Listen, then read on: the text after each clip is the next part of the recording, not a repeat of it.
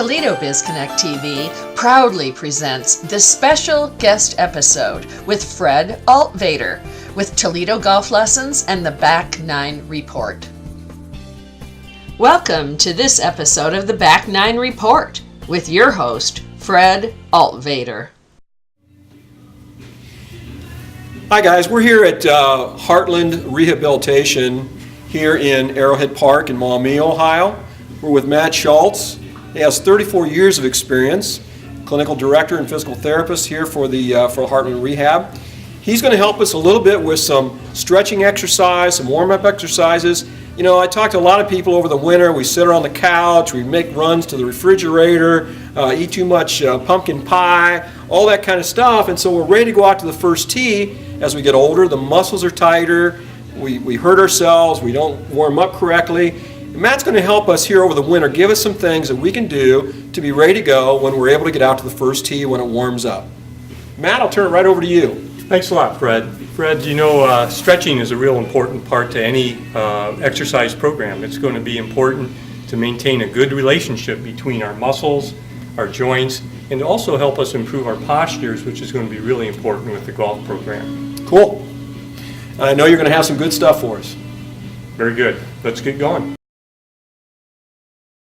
Before we start our stretching program at home, it's important to do some kind of a simple warm-up to get the blood flowing through your muscles. One way might be able to do some type of a walking in place, jogging in place, riding a stationary bicycle, for instance. One simple thing that you can do on the ball is a simple little jumping jack just to get the whole body engaged and moving.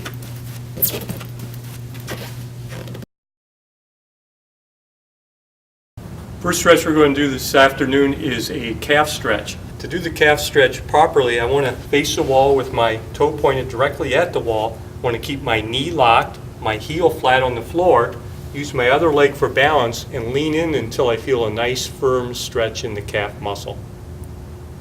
Matt, when you're doing these stretches, you want to emphasize long and hold, correct? That's correct. You don't want to bounce. Yeah, stretching should be low repetition with long holds. Should you feel a little bit of a burning kind of thing in your muscles? Yeah, if you feel a dull ache or a burning, that may be completely normal. But if you feel a sharp pain or a shooting pain, you may be overstretching. Great. Thank you, Matt.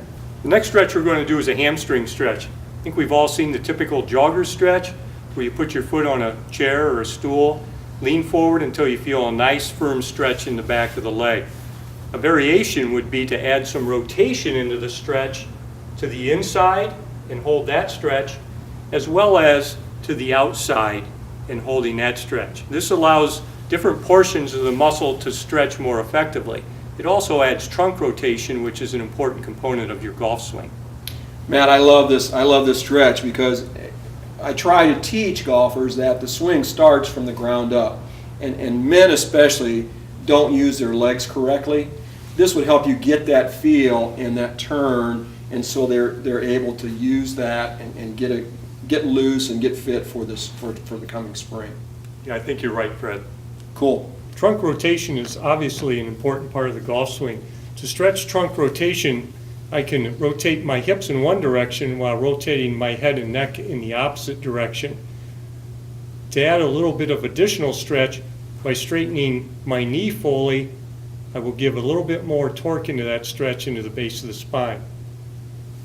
In addition, I can stretch the hip by locking the pelvis against the floor, holding the hip in an externally rotated position with my arm, and allowing that stretch to occur for 30 seconds.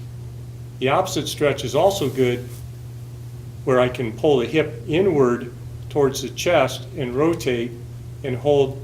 This stretch should feel more in your gluteal area and will help release the hip. The Swiss ball can be a good adjunct to your stretching program at home. One of the stretches is to release the front of the chest by simply rolling forward on the ball, opening up the chest and arms, and holding that stretch for 30 seconds. In addition, we can stretch the oblique muscles and side muscles of the body by rolling over the side of the ball, taking the opposite arm for additional torque for the stretch, and again holding our 30-second stretch. To To release the shoulder and shoulder girdle, you want to do a prayer stretch over the ball where you can hold, drop the head and shoulders lower, or you can add a little rotational torque and drop the head to get additional stretching. Of course, this would be done to both sides. Matt, we sure want to thank you for inviting us into Heartland Rehabilitation to do this segment to help our golfers become a little bit more flexible and be ready to hit the first tee come April. You know, golfers all the time, how can I get longer? How can I hit the ball farther? I always tell them flexibility, be able to stretch a little more, and this certainly will help with that. Fred, we're happy to do it. Our main interest is your main interest in keeping people healthier and doing sports and those types of things without injury. And that also brings us to the point, if you have any physical limitations, and you know, if you have some pain, you need to check with your physician or your doctor to make sure these will work for you. But I think in most situations, these should help get you loosened up. Instead of just doing the refrigerator exercises or 6-inch curls, 12-ounce curls, might help you going down, being ready to hit the first tee in April. Thanks. We'll talk to you next time.